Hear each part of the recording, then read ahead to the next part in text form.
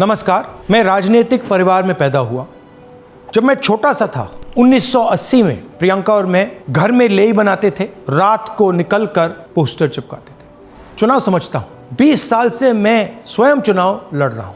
Polling कैसे होती है, पोलिंग बूथ कैसे मैनेज किया जाता है, वोटर लिस्ट, फॉर्म 17, ये सब मैं गहराई से समझता हूं। कुछ समय पहले हमें दाल में काला लगा। चुनाव के नतीजे आते थे, मूड एक तरीके का होता था, रिजल्ट दूसरे तरीके का। मुझे याद है उत्तराखंड में हम चुनाव हारे। बाद में मैंने कैंडिडेट से पूछा कि जहां रोड शो हुआ था वहां जाके देखिए हमें कितने वोट मिले। हजारों लोग आए थे, पोलिंग बूथ में किसी ने वोट नहीं किया। यह असंभव था, यह हो ही नहीं सकता। उसके बाद छत्तीसगढ़ और मध्य प्रदेश के रिजल्ट, हमें लगा कुछ ना कुछ गलत हो रहा है। 2018 में मध्य प्रदेश में चुनाव होता है, हम जीतते हैं। हमारी सरकार चोरी हुई थी। 2023 में चुनाव होता है, मैंने अपने आंखों से भारत जोड़ो यात्रा में देखा, भयंकर एंटी इनकम्बेंसी, और हमें 65 सीट मिलते हैं। इम्पॉसिबल, हो ही नहीं सकता। और फिर महाराष्ट्र में पहली बार हमें सबूत मिला। विधानसभा और लोकसभा के बीच में जादू से नए वोटर आते हैं, और जहां भी इन नए वोटर्स ने वोट किया वहां वोट बीजेपी को गया। महाराष्ट्र चुनाव के बाद जब हमें डाउट हुआ, हमारे गठबंधन के सारे नेताओं ने प्रेस कॉन्फ्रेंस किए और हमने इलेक्शन कमीशन से कहा कि आप हमें वोटर लिस्ट दीजिए, वीडियो रिकॉर्डिंग दीजिए। इलेक्शन कमीशन ने मना किया। ना उन्होंने हमें वोटर लिस्ट दी और ना उन्होंने वीडियो रिकॉर्डिंग दी। डाउट हुआ, क्यों नहीं दे रहे, क्या कारण है? तो हमारे दिमाग में सवाल उठा, क्या इलेक्शन कमीशन बीजेपी की मदद कर रहा है? क्या इलेक्शन कमीशन ही इलेक्शन को चोरी करवा रहा है? इसके बाद हमने एक टीम सेटअप की और हमने उन्हें कहा कि आप जाइए, एक कंस्टिट्यूएंसी भी जाके ढूंढिए, सच्चाई ढूंढिए, किस प्रकार से चीटिंग की जा रही है, किस प्रकार से ये काम किया जा रहा है और कौन कौन इस काम को कर रहे हैं। सबसे महत्वपूर्ण बात यह है कि इलेक्शन कमीशन डिजिटल डेटा नहीं देता है, फिजिकल डेटा देता है। मतलब लाखों कागज में वोटर लिस्ट दे देगा, मगर डिजिटल वोटर लिस्ट किसी को कभी नहीं देता। क्यों नहीं देता? कारण क्या है? कारण है कि अगर डिजिटल डेटा मिल जाए तो इलेक्शन कमीशन की सच्चाई पूरे देश को पता लग जाए। हमने टीम को बताया, मैंडेट दी कि आप जाके चेक कीजिए, आप 5-7 सीटों पे पता लगाइए कि चीटिंग हुई, और अगर हुई तो कैसे हुई। टीम ने हमें एकदम बताया कि 5-7 सीटों पे काम किया ही नहीं जा सकता। क्यों? मैंने उनसे पूछा क्यों नहीं किया जा सकता। उन्होंने मुझे ये कागज दिखाए। ये जो कागज हैं, ये एक लोकसभा के कागज नहीं है, ये एक विधानसभा के कागज हैं, और इन कागजों को हमने मैन्युअली सॉर्ट करना पड़ा।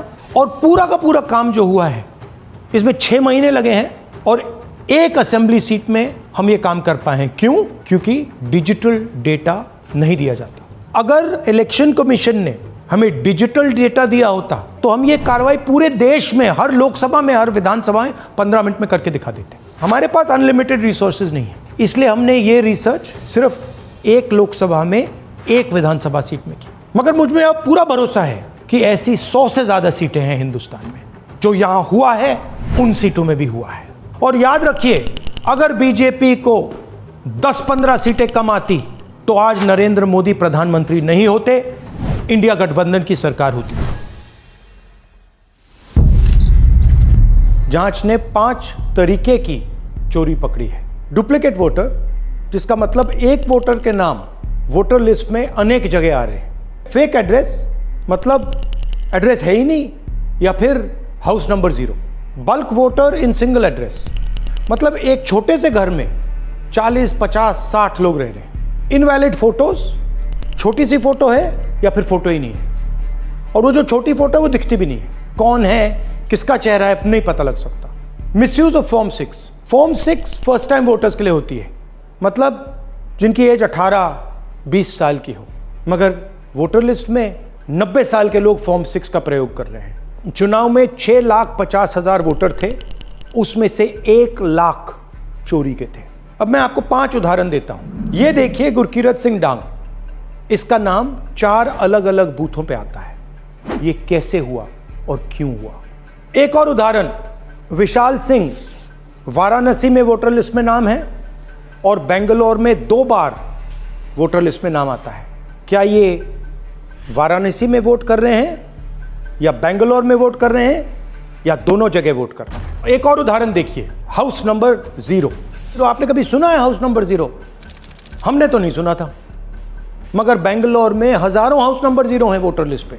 हाउस नंबर 35 की कहानी सुनिए। छोटा सा घर है, ज्यादा से ज्यादा 4 लोग रह सकते हैं, मगर इस 35 में 80 लोग वोटर लिस्ट में रजिस्टर्ड है। ये ERO ने कैसे अप्रूव किया, क्यों अप्रूव किया, पता लगाना है। अच्छा, अब ये देखिए वोटर लिस्ट, इनकी फोटो देखिए, या फोटो है ही नहीं या फिर छोटी छोटी फोटो है जो दिख नहीं सकती। इन वोटर आईडीज पे वोट दिया गया है। अब मैं आपको बताता हूं शकुन रानी की कहानी। फर्स्ट टाइम वोटर बनी है, 70 साल की आयु है। एक बार फॉर्म 6 का प्रयोग किया और उसके कुछ ही महीने बाद दूसरी बार फॉर्म 6 का प्रयोग होता है। 2 बार इनका नाम वोटर लिस्ट में आता है और फर्स्ट टाइम वोटर की लिस्ट में आता है। ये फर्स्ट टाइम वोटर हो ही नहीं सकती। तो क्या शकुन रानी जी ने वोट किया या किसी और ने शकुन रानी जी के लिए वोट किया? ये ही छुपाने के लिए CCTV का डेटा हमें नहीं दिया जा रहा है। और ये शकुन रानी जी अकेली नहीं है, ऐसे हजारों लोग हैं जिन्होंने फॉर्म 6 का प्रयोग करके 2-3 बार वोटर लिस्ट में नाम डाला है। हमने पहले इलेक्शन कमीशन से इलेक्ट्रॉनिक वोटर लिस्ट मांगी थी, CCTV फुटेज मांगी थी। उन्होंने अपना काम नहीं किया, हमें नहीं दिया। फिर हमने अपना इन्वेस्टिगेशन कराया, RTI भरे और हमारे पास डेटा आया। भाई और बहनों, सच्चाई ये है कि हिंदुस्तान में इलेक्शन कमीशन और BJP मिलकर इलेक्शन चोरी कर रहे हैं। ये पूरा का पूरा सबूत ब्लैक एंड व्हाइट में आज हमने आपको दिया है। इलेक्शन कमीशन जानता है कि हमने उनकी चोरी पकड़ ली है, इसीलिए SIR आया है। ये SIR जो है इंस्टीट्यूशनलाइज चोरी है। इलेक्शन कमीशन खुलकर बिना डरे BJP के साथ मिलकर चोरी कर रहा है। और ये जो SIR है, इसका लक्ष्य गरीबों का जो हक है, उनका वोट जो है, उनसे चोरी करने का है।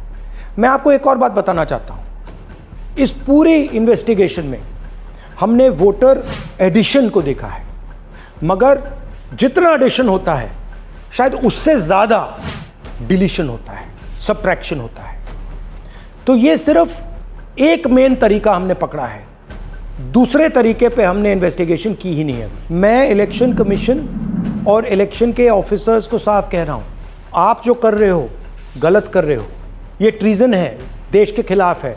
ये मत भूलिए, टाइम आएगा हम आपको पकड़ेंगे, बचने वाले नहीं हो। It is critical that we expose voter